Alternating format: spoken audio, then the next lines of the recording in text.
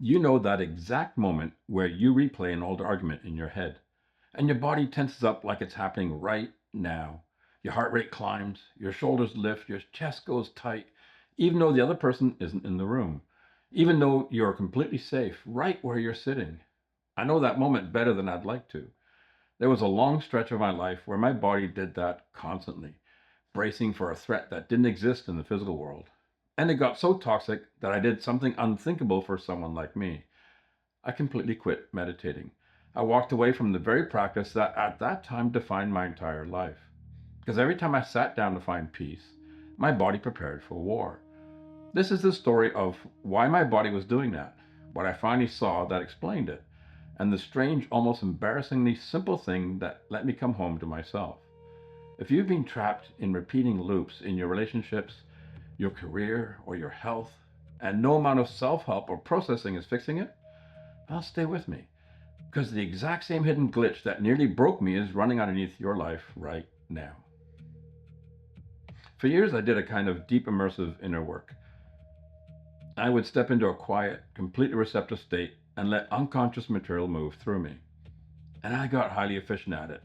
I learned to drop my analytical thinking mind entirely into the background, like stepping into another room at a loud, crowded party, and just let the deeper currents come forward.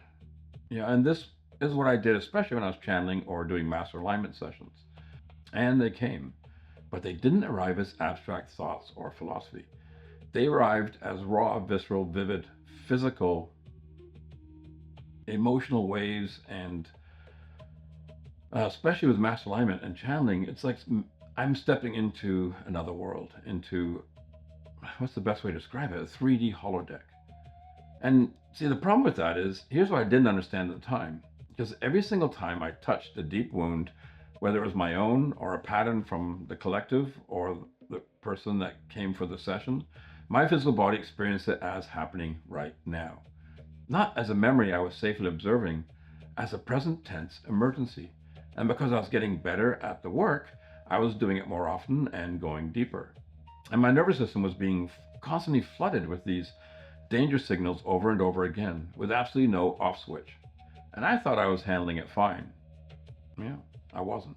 I was exhausted in a way that sleep couldn't touch. I would feel the fear start to build hours before a session even started. My body actively activating survival energy in anticipation of a disaster that didn't exist yet, simply because it knew a session was scheduled. Right? I tried to rest, but rest, yeah, it just didn't, it wasn't effective.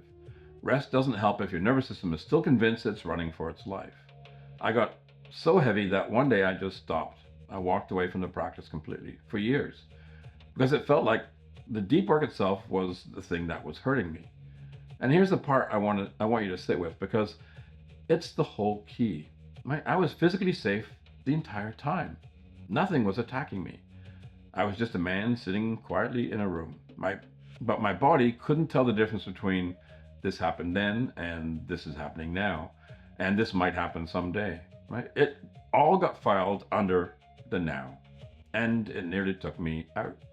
I was completely stuck until a few years later when I accidentally loaded a strange piece of software onto my computer screen and saw the glitch staring back at me in real time. The understanding didn't come from a textbook, it came from a screen almost by accident. I found this piece of software, and it was nothing mystical, just a rendering program designed to visualize fractals. So, a quick word on what a fractal actually is, because the whole story turns on this principle. A fractal is simply a geometric pattern that repeats itself at every scale. So, if you zoom in, it's the same shape. Zoom out, it's the same shape.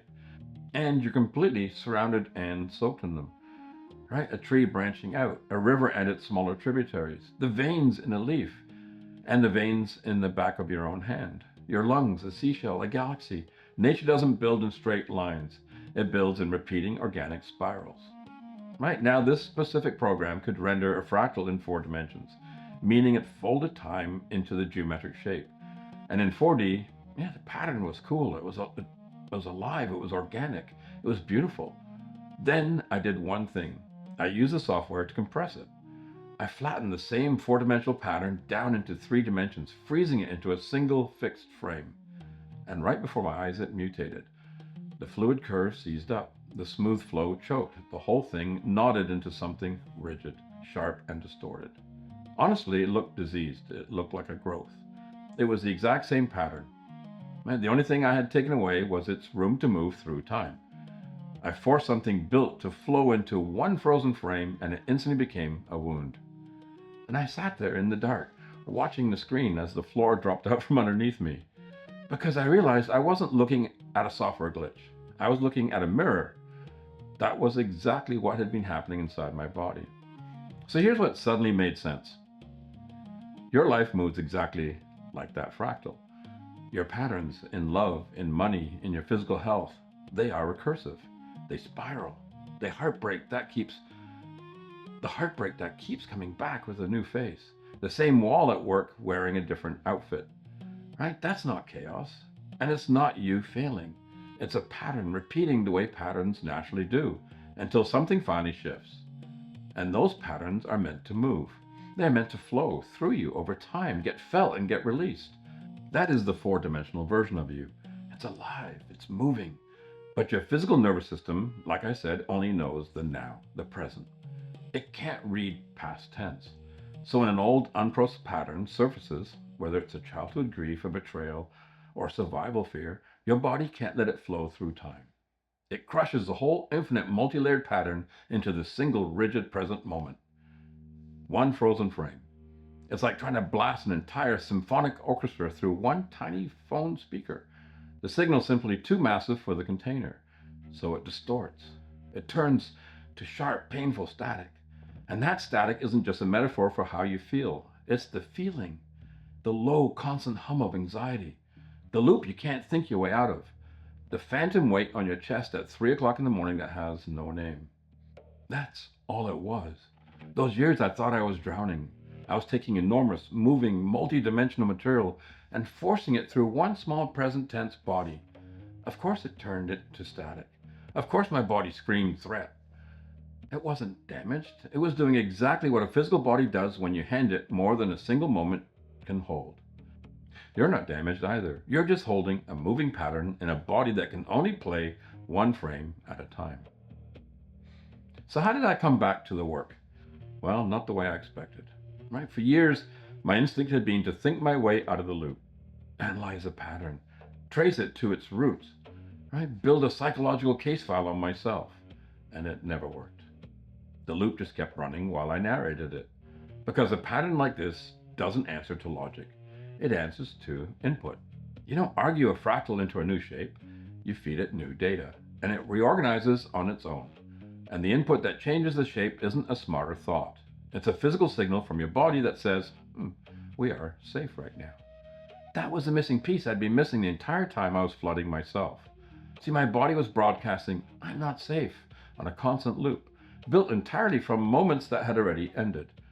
And life has a strange way of organizing itself around that broadcast.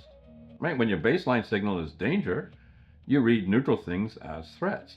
You make choices that quietly burn you down, and you unconsciously brace for the exact thing you fear.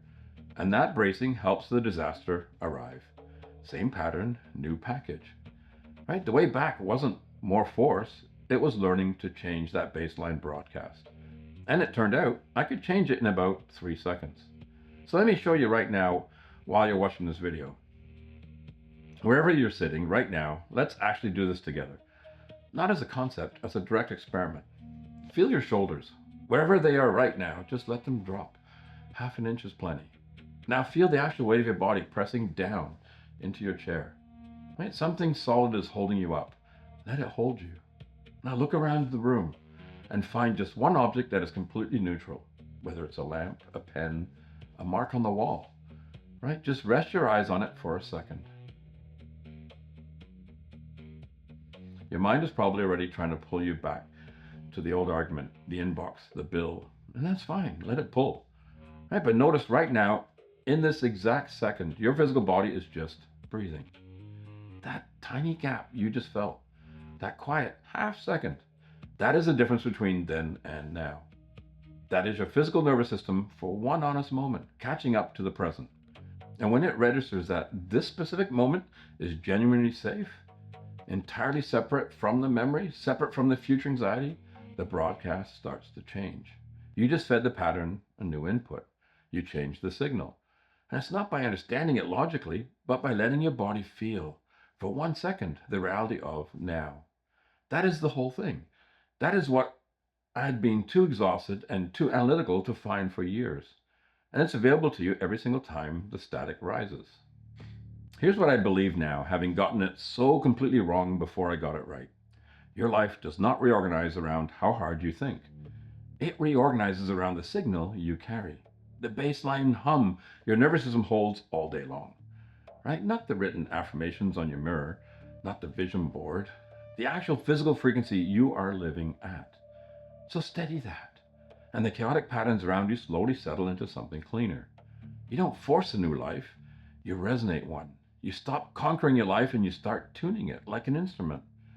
And this is the part that took me the longest and cost me the most to learn.